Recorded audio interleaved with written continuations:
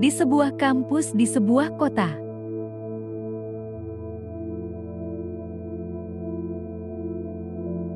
Seorang gadis bernama Dini kuliah di sana semester 3. Siang itu, Dini menerima telepon dari pamannya yang mengabarkan bahwa kakak Dini masuk rumah sakit karena kecelakaan. Kakak Dini bernama Siti.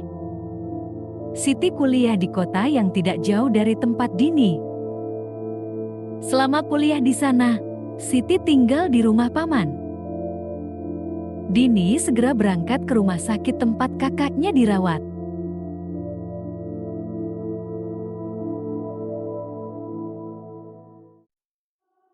Satu jam perjalanan telah ditempuh. Dini tiba di rumah sakit tua tempat kakaknya dirawat. Rumah sakit itu berada di lokasi terdekat dengan posisi kecelakaan Siti.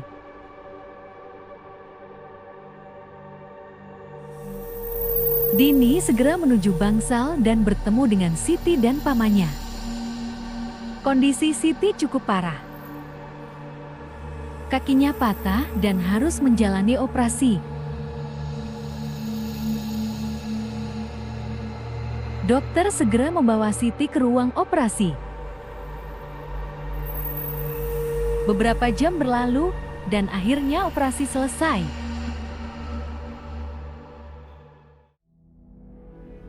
Operasi berjalan lancar dan Siti kembali ke kamarnya. Karena hari telah larut malam, Dini meminta pamannya untuk pulang beristirahat. Pamannya menganggukkan kepala dan berjalan pulang. Dini merasa lega melihat kondisi Siti. Sambil memandang Siti yang sedang tertidur, Dini memikirkan perlunya kursi roda untuk kakaknya. Dini berjalan menyusuri lorong rumah sakit yang sepi, namun tidak bertemu dengan suster. Langkahnya terhenti karena mendapatkan kursi roda. Dini mencoba mencari pemilik kursi roda itu, namun tidak ada siapa-siapa. Akhirnya Dini membawa kursi roda itu dan berpikir setelah Siti pulang, maka kursi roda itu akan dikembalikan ke tempat semula.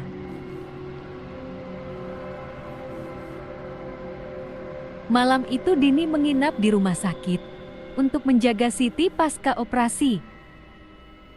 Rasa lelah menyelimuti Dini hingga dia tertidur di kursi.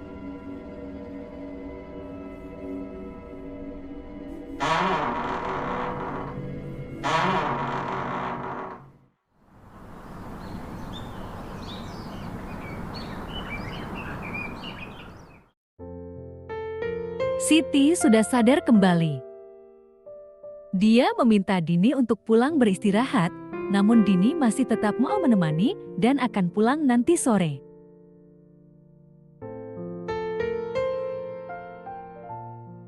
Dini dengan bangga menunjukkan kepada Siti bahwa tadi malam dia menemukan kursi roda yang tidak terpakai. Besok pagi Dini akan mengajak Siti naik kursi roda itu. Waktu menunjukkan pukul 5 sore. Dini meninggalkan rumah sakit menuju rumah pamannya.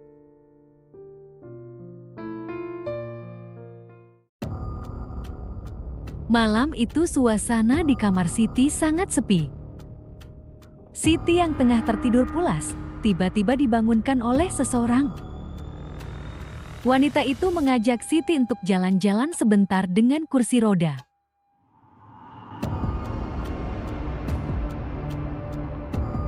Mereka perlahan menyusuri lorong rumah sakit yang gelap.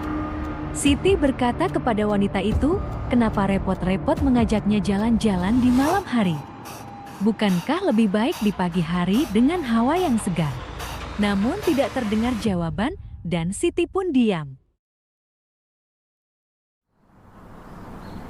Keesokan paginya, Dini kembali ke rumah sakit. Dia sudah tidak sabar untuk mengajak kakaknya jalan-jalan dengan kursi roda. Dini terkejut melihat kursi roda itu tidak ada dan segera bertanya kepada kakaknya. Siti menceritakan peristiwa tadi malam dan saat hendak tidur, kursi roda itu masih ada di sana. Dini kembali menyusuri lorong rumah sakit, berharap dapat menemukan kembali kursi roda itu. Namun dia tidak menemukannya. Saat Dini kembali ke kamar Siti, dia kembali terkejut melihat kursi roda itu ada di sana. Siti berkata bahwa wanita tadi malam itu yang mengantarnya. Dini menjadi penasaran dengan wanita itu. Dia berkata kepada Siti bahwa malam ini dia akan menginap di rumah sakit.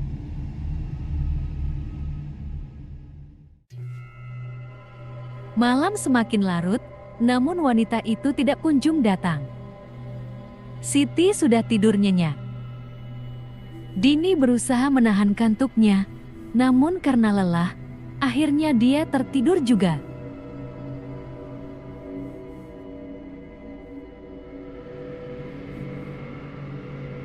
Sayup-sayup, Dini mendengar suara orang berbicara.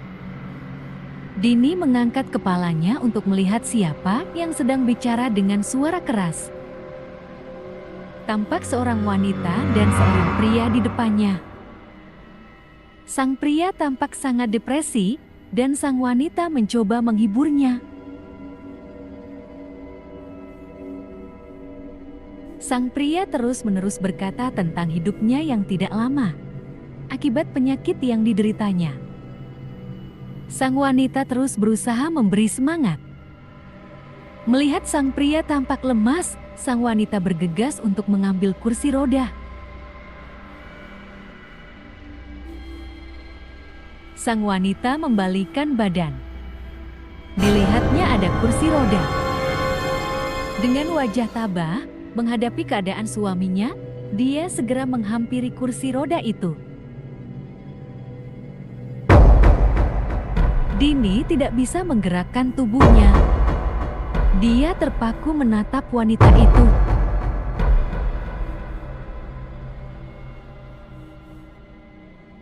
Sang pria tiba-tiba berkelakuan aneh. Dia terdiam seperti patung. Ada sesuatu di balik bajunya. Dengan tatapan kosong pria itu berdiri dan ternyata dia memegang palu. Dalam sekejap mata, kepala wanita itu pecah dan meninggal seketika. Dini berteriak ngeri, namun dia hanya bisa menundukkan kepala.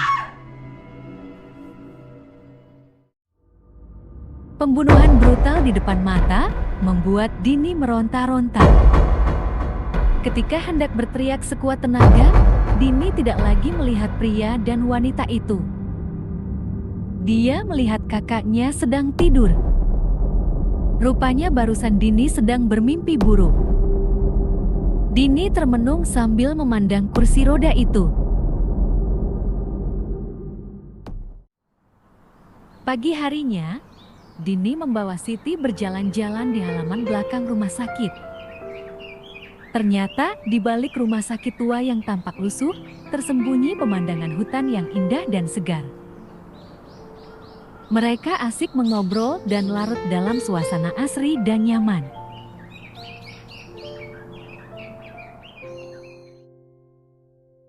Setelah puas menikmati pemandangan, mereka kembali ke kamar rumah sakit. Siti mengatakan bahwa besok sudah bisa pulang. Dini senang mendengarnya. Tiba-tiba, Dini merasa ada sepasang tangan yang dingin memegang bahunya. Dini segera melihat ke bahunya, namun tidak ada apa-apa.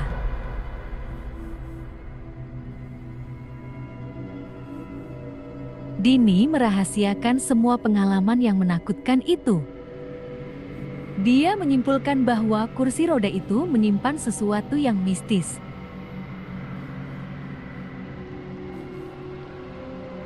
Dini segera mengembalikan kursi roda itu ke tempat asal saat dia temukan.